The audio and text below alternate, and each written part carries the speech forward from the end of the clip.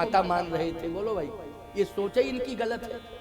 इसलिए सोच गलत है तो याद रखना तीर्थ में भी ये बेचैन है। बोलो है बेचैन कि नहीं? अयोध्या ने सॉरी जनकपुर में भी ये क्या है? बेचैन है, व्यथित है। इनको लग रहा है कि अब तो मरना ही मरना है।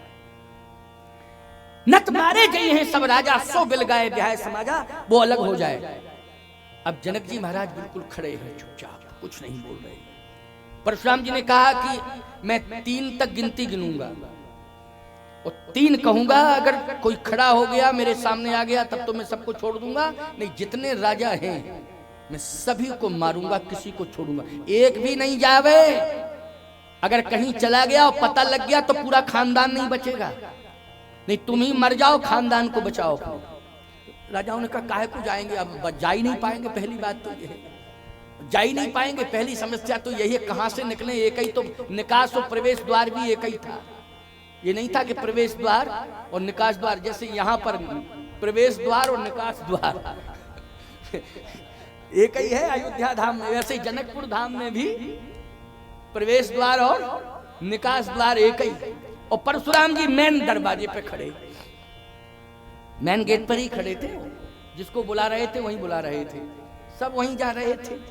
अब राजाओं ने कहा कि वो तो कहां से निकलेंगे, निकल ही नहीं पाएंगे। परशुराम जी ने कहा 1। राजाओं ने कहा 3 कहेंगे, वो फरसा चलना शुरू होगा। और ये पक्की बात है कि हम लोगों से ही शुरुआत हुई। जो राजा थे वो सोचे हम लोगों से ही शुरुआत हो, निश्चित रूप से। लेकिन प्यारे, बैरियो राम बड़ाई करेंगे, समझ गए हो कि नहीं? दुश्मन के साथ भी ऐसा व्यवहार है राम का कि दुश्मन को भी प्रशंसा करनी पड़ती है। फिर याद रखना, इन राजाओं के प्राण भी किसने बचाए हैं? भगवान ने ही बचाए। किसने बचाए बोलो जल्दी? भगवान ने बचाए हैं। इसलिए भगवान भगवान हैं। तुम कितनी भी दूरियां क्यों ना बनाओ, अगर धोखे से भी भगवान के सामने आ जाओगे तो भाव को भाव अनख आलसहु, नाम जपत मंगल दिश दसहु। किसी भी भाव से, बैर भाव से आओगे सामने तो फिर बचोगे। भगवान रक्षा करेगा। क्या करेगा? भगवान रक्षा करेगा। बोलो करेगा कि नहीं करेगा? है? एक बात बताओ भैया, गज के प्राण बचाए और ग्राह का उद्धार किया। बोलो एक साथ बचाओ और उद्धार की प्रक्रिया एक साथ चली कि नहीं चली? गज के क्या बचाए? प्राण बचाए। उद्धार किसका किया? चक्र सुदर्शन से उद्धार कर दिया ग्राह। बोलो हो गया कि नहीं हो गया? भगवान तो बहुत बड़ी चीज है, भगवान का पार्षद भी पहुंच जाए तो कल्याण हो जावे। ये भगवान कहाँ चक्र सुदर्शन गया था, इसी ने कल्याण कर दिया। बोलो कर दिया कल्याण कि नहीं? वहां तो स्वयं राम जी हैं। परशुराम जी ने कहा कि 3 तक गिनती गिनेंगे और जैसे ही मैं 3 कहूंगा और यदि कोई सामने आ गया तो ठीक है, नहीं तो नत मारे जई हैं सब राजा, मैं राजाओं को तो पहले मारूंगा। सब लाइन में खड़े रहना, इधर उधर डिस्टर्ब मत होना। सब खड़े हैं, राजा जितने थे सब खड़े हैं। परशुराम जी ने कहा 1।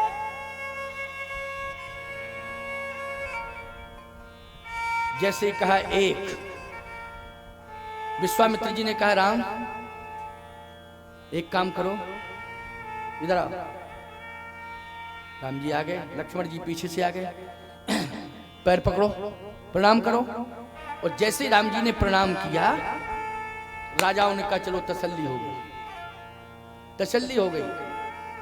और जैसे ही राम जी ने चरण पकड़े और परशुराम जी की आंख खुली तो क्रोध करुणा में बदल गया। देखिए अभी सीता जी आई थी तो क्रोध करुणा में बदला, अब प्रभु राम आ गए तो क्रोध करुणा में बदला।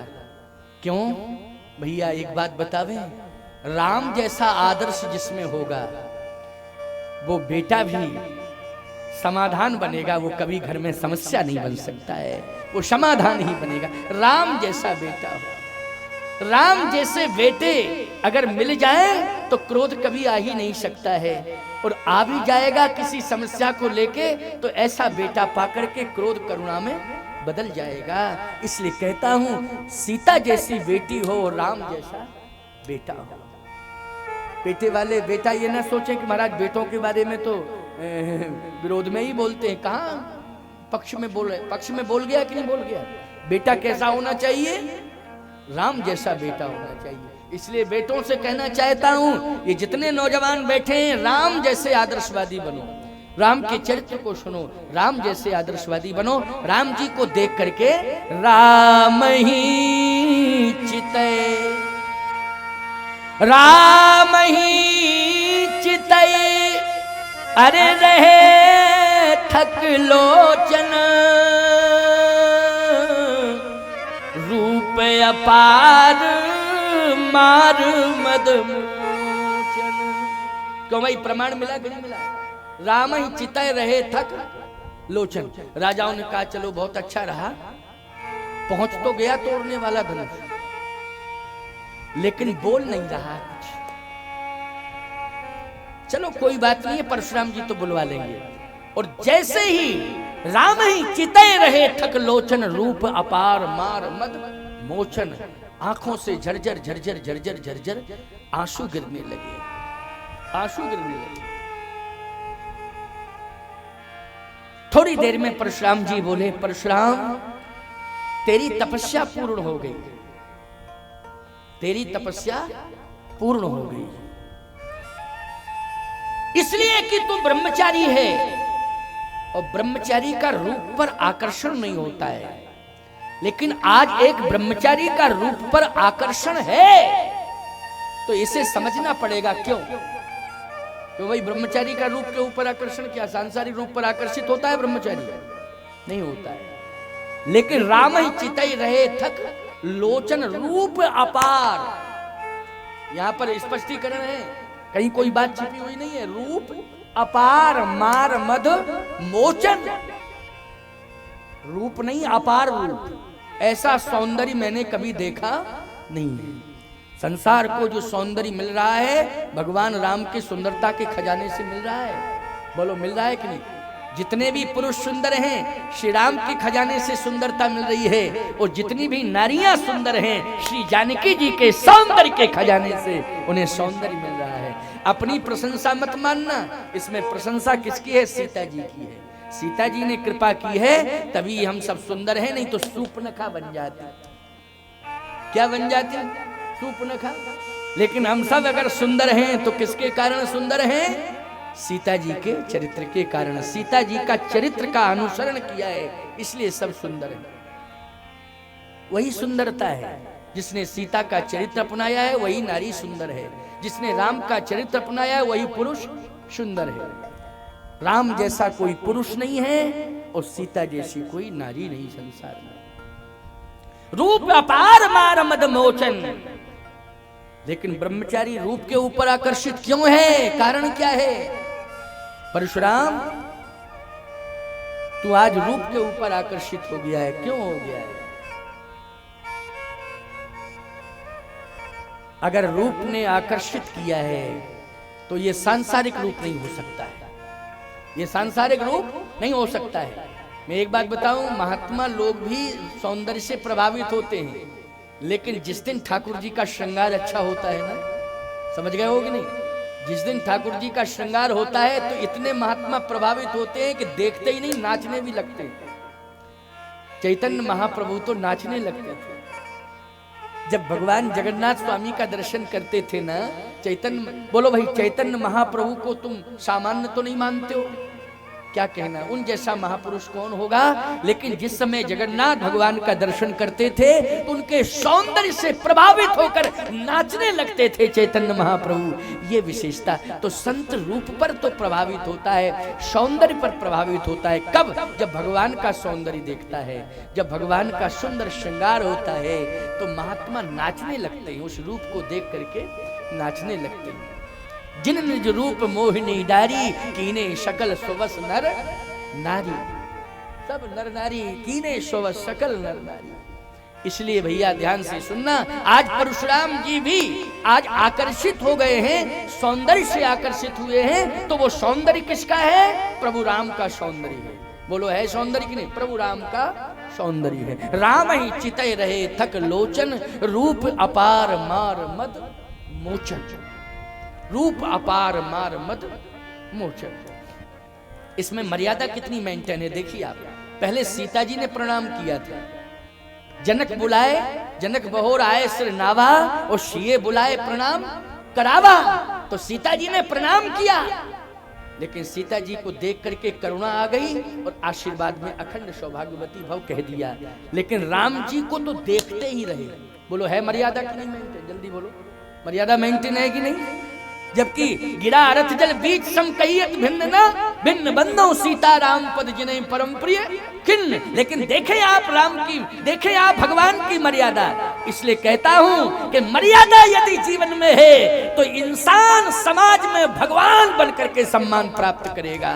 यदि मर्यादा है तो भगवान बनकर के सम्मान मिलेगा समाज में।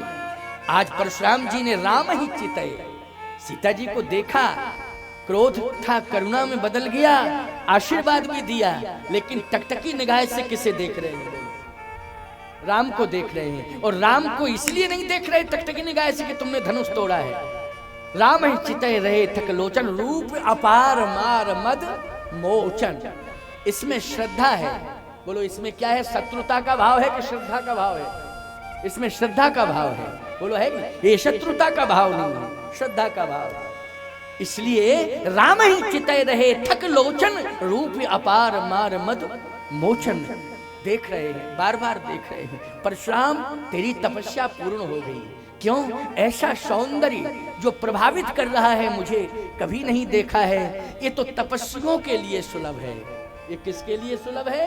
ये तपस्वियों के लिए सुलभ है। जन्म जन्म मुनि जतन कराही, अंत राम कही आवत नहीं। लेकिन तेरी तपस्या पूर्ण हो गई है, इसलिए आज तुझे दर्शन हो गया है इस रूप का। ये रूप अलौकिक है। कैसा है? अलौकिक, लौकिक नहीं है, अलौकिक रूप है, अलौकिक। बस प्रणाम किया परशुराम जी महाराज को श्री राम जी ने। विश्वामित्र जी महाराज मिले, राम लक्ष्मण दोनों ने प्रणाम किया। थोड़ी देर तक देखते रहे, आंख बंद हो गई। आंख जैसे बंद हुई, फिर धनुष आ गया सामने, फिर धनुष आ गया। समझ रहे हो? धनुष फिर आ गया। वो तो टूटा पड़ा। अच्छा, एक टूटा ना होता तो हो सकता खिसक भी जाता, नजरों से ओझल भी हो जाता, लेकिन टूटा ही गया वो तो। इसलिए दो भागों में पड़ा, एक इधर पड़ा भाग, दूसरा इधर पड़ा है। फिर देखा धनुष का। जनक, धनुष किसने तोड़ा? धनुष किसने तोड़ा? एक राजा बोला, जब परशुराम जी की आंख बंद हुई थी तो धनुषई को उठा के बाहर कर देते हम लोग। बार बार वही सामने दिखाई दे जाता है तो हम लोग टारगेट बन जाते हैं। इसी के कारण तुम लोग सब पागल हो चुके हो। आंख बंद हुई थी बाबा की, उसी समय गोल्डन चांस मिला था कि धनुषई को उठा लेते और सीधा इसको इधर उधर कर देते, तो कम से कम नजरों से ओझल तो हो जाता है। और फिर ये होता कि कहां गया? अब चला गया, जहां से आया था वहीं चला गया। लेकिन बार बार उसी धनुष को देख रहे हैं। जनक, धनुष किसने तोड़ा? ये राम जी का कौतुक है। इस बात को भी सुन लीजिए आप। जो बार बार दृष्टि जा रही है धनुष के ऊपर, ये भगवान का कौतुक है। सबही नचावत राम गोसाई। याद रखना, ये जो भी लीला चल रही है परमात्मा की लीला है। गोस्वामी जी ने तो यहां तक लिख दिया है, जग पेखन तुम देखन हारे, ओ विधि हरि शंभु नचावन हारे। जग पेखन तुम देखन हारे, विधि हरि शंभु नचावन। याद रखना, तेऊ न जानहि मरम तुम्हारा, और तुम ही को जाननी हारा। तेऊ न जाने मरम तुम्हारा, और तुम्हें को जाननी हारा। भगवान की लीला है, इसलिए बार बार धनुष आ जाता है, क्रोध आता है, करुणा क्रोध, करुणा क्रोध, करुणा क्रोध।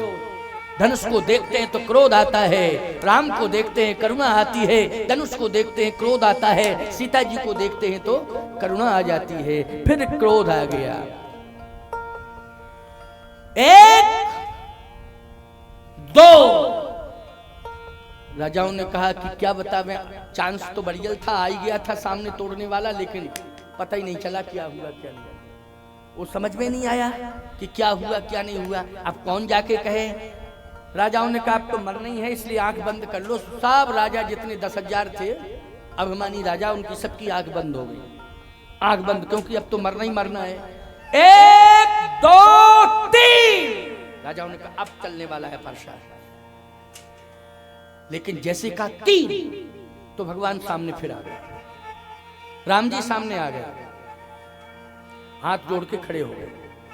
अब फिर परशुराम जी ने देखा राम को, अरे ये बालक तो पहले प्रणाम कर गया था, और जब मैंने पनिशमेंट देने का संकल्प लिया, दंडित करने की घोषणा की, तो 3 पर फिर सामने आ गया। इसका मतलब है ये मौत से भी नहीं डरता है, और परमात्मा कालजयी है। बोलो परमात्मा कैसा है?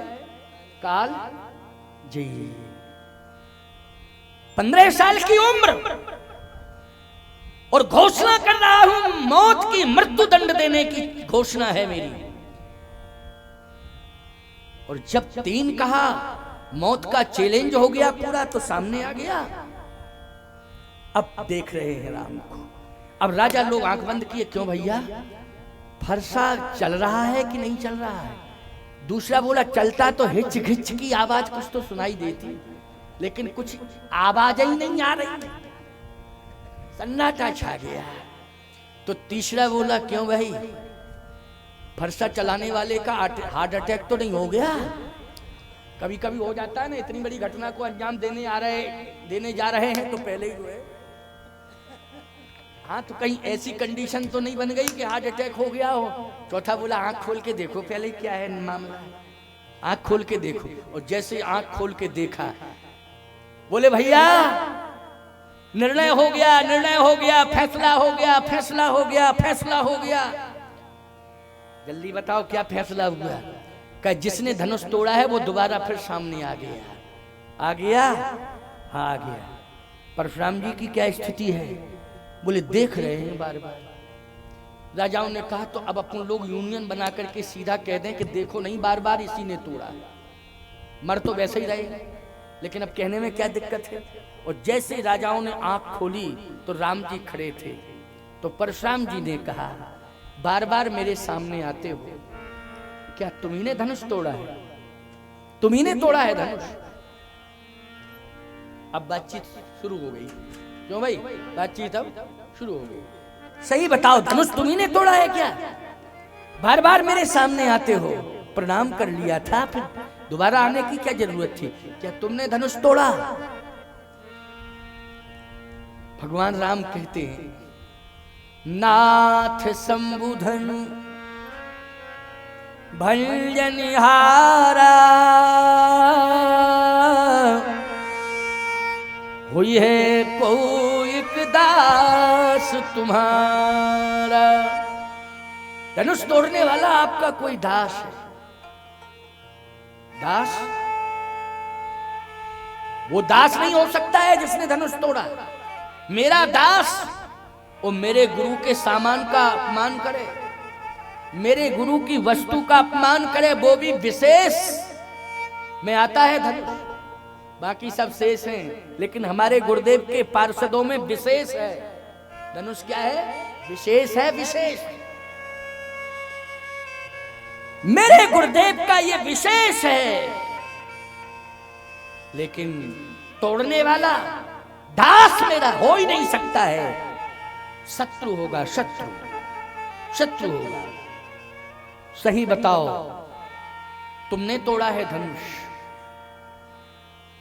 और यदि तुमने नहीं तोड़ा है तो उसका नाम बताओ जिसने तोड़ा।